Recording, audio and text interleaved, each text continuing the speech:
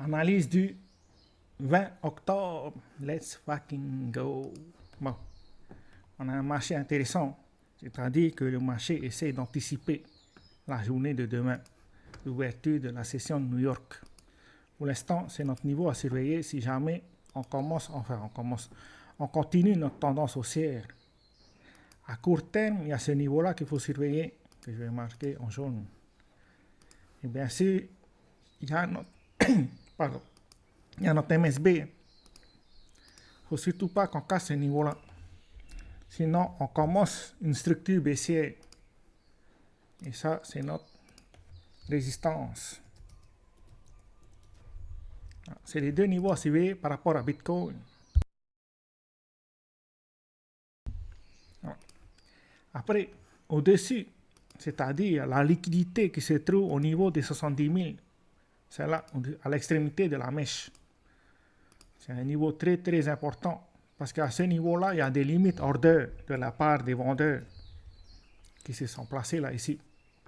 Ben, faut s'attendre à ce que si jamais on va casser notre résistance et qu'on arrive à ce niveau-là, ben, faut s'attendre à avoir de la pression de la part des vendeurs, ce qui va pousser le prix à corriger. Maintenant, les limites order, ils peuvent que arrêter le prix, c'est-à-dire arrêter le prix au niveau des 70 000. Ce qui va pousser le prix à retracer son mouvement, ce sont les market orders, c'est-à-dire ceux qui viennent de se positionner sur le marché à la vente. Mais si jamais on n'a pas la liquidité équivalente pour pouvoir casser cette zone-là, il faut s'attendre à ce qu'on retrace le mouvement et qu'on casse des niveaux inférieurs. Voilà. Ça, c'est notre chemin haussier. Maintenant, si jamais on ne va pas chercher ce niveau-là et qu'on casse directement notre MSB, il faut regarder les gaps qu'on a laissés. On a laissé plusieurs gaps que le marché pourrait venir combler. Par exemple, il y a ce gap-là que le marché n'a pas comblé. Donc, il y a de fortes probabilités que le marché essaye de venir combler ce gap-là si jamais on commence une structure baissière. Après, le chemin le plus, c'est-à-dire le chemin idéal, serait qu'on reste en range. Plus on passe de temps dans cette zone à accumuler, à consolider plutôt, au moins meilleur serait le résultat parce que à la cassure et qu'on aille chercher le niveau des 70 000, si jamais on retrace le mouvement, il faut s'attendre à ce que ce niveau-là, cette zone-là, arrive à tenir. Donc ça pourrait donner des opportunités d'entrer sur le marché si jamais on fait un pullback sur cette zone. Ça, il faut vraiment qu'on consolide le plus longtemps possible. C'est-à-dire au moins 2-3 jours de consolidation au minimum. Bon, plus on passe de temps à consolider, meilleur c'est. Mais bon, c'est peu probable. Parce que si jamais on casse le niveau actuel, il y a de fortes probabilités qu'on aurait un FOMO sur le marché. C'est pour ça que la consolidation, c'est peu probable. Mais bon, tant qu'on ne casse pas notre MSB, la structure reste haussière. Donc, on a toujours des trades en longue. C'est que si on casse ce niveau-là, qu'on commence à shorter le marché, ça c'est pour tous ceux qui sont traders. Pour tous ceux qui sont en investissement à long terme, comme on l'avait vu en septembre, le meilleur moment pour se placer, c'était à ce niveau-là. Après, il y avait eu un placement là ici. Comme on a dit, le jour où on vient attraper la liquidité qu'on a laissée, il faut s'attendre à ce que l'underblock qu'on a en une heure tienne et qu'on retrace le mouvement. D'ailleurs, c'est ce qui s'est passé. L'underblock a tenu et on a retracé le mouvement. C'était, on m'a montré l'underblock.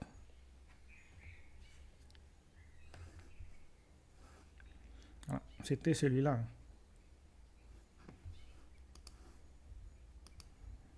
Ce niveau-là a tenu. C'est pour ça que quand on a attrapé la liquidité, le marché n'a pas pu casser ce niveau-là. Parce que cet order block-là a créé la bougie impulsive qu'on a eu là ici. Ensuite, le marché a essayé de venir tester, mais n'a pas pu casser ce niveau-là. C'est pour ça que c'était une zone très très importante. Donc, il y avait eu des probabilités d'achat pour tous ceux qui étaient à long terme à ce niveau-là. Ensuite, j'avais parlé ce jour-là qu'il y a des fortes probabilités de short squeeze. Mais c'est ce qu'on a eu. Boum. On est arrivé à ce niveau-là. Ensuite, c'était samedi et dimanche. Dimanche après-midi, le deuxième short squeeze. Même s'il y avait des divergences, c'est-à-dire que sur les contrats ouverts, il y avait des CVD spots qui commençaient à clôturer. Mais malgré tout ça, on a eu des shorts, c'est-à-dire des personnes qui se sont positionnées à la vente, qui ont clôturé ou bien qui ont été forcées de clôturer leur position, ce qui a créé un short squeeze. Et en plus de tout ça, ils ont été forcés de racheter des contrats pour pouvoir combler les pertes. Mais ça a entraîné le marché dans la tendance où on est actuellement. Mais bon, on a quand même des signes de faiblesse du momentum qu'on a depuis ce jour-là, c'est-à-dire depuis jeudi 10. On a quand même un momentum qui faiblit, mais ça ne veut pas dire que c'est la fin de la structure haussière. La fin de la structure haussière, c'est quand on casse notre MSB. Tant qu'on reste au-dessus, ben, on est toujours en position longue. Voilà. C'est pour ça qu'il faut obligatoirement retirer le côté psychologique, le côté émotionnel. Parce que côté émotionnellement, on a tendance à se dire, bon, ça doit être la fin, on va peut-être corriger. Mais la structure nous dit autrement, c'est-à-dire le prix. Le prix nous dit que pour l'instant, on continue. Donc, on continue à acheter. Dès que la structure change, ben, on va commencer à shorter le marché. Ça, c'était pour les traders. Maintenant, il y a des positions à prendre sur les altcoins. Par exemple, il y a Mou qui est pas mal. C'est-à-dire que j'ai pris un trade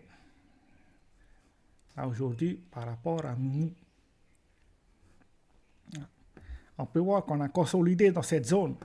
Il y a notre zone de résistance. Il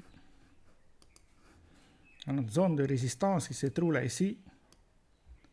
Le marché à plusieurs reprises a essayé de casser, mais sans succès. Et aujourd'hui, on a cassé. Voilà. Maintenant, la première prise de profit, c'est à ce niveau-là, à la liquidité. Mais si jamais on n'a pas de momentum haussier, ben dès le premier MSB à court terme, en 1 heure, ça c'est mon stop loss. Dès le premier MSB en 1 heure, MSB, ça veut dire le changement de structure. Pour l'instant, la structure, c'est toujours des creux et des sommets de plus en plus hauts. Mais casser notre MSB, c'est ce niveau-là, le MSB, au niveau où je suis entré. Mais si jamais on casse ce niveau-là, on vient là, ben, ça va commencer une structure baissière. Ben, moi, je coupe ma position là où je suis entré. Comme ça, au moins, je n'ai rien perdu. Le but du jeu, c'est de ne pas perdre. En deuxième, tu te concentres sur gagner. En tout cas, il y a toujours des possibilités d'entrer sur Moumou parce que au-dessus de ce niveau-là, il n'y a plus rien pour arrêter. C'est-à-dire qu'il n'y a que cette zone de résistance qu'on a au-dessus. Si jamais on casse ce niveau-là, il faut s'attendre à ce qu'on aille chercher des points hauts. C'est tout ce qu'on a pour aujourd'hui. Ciao, ciao.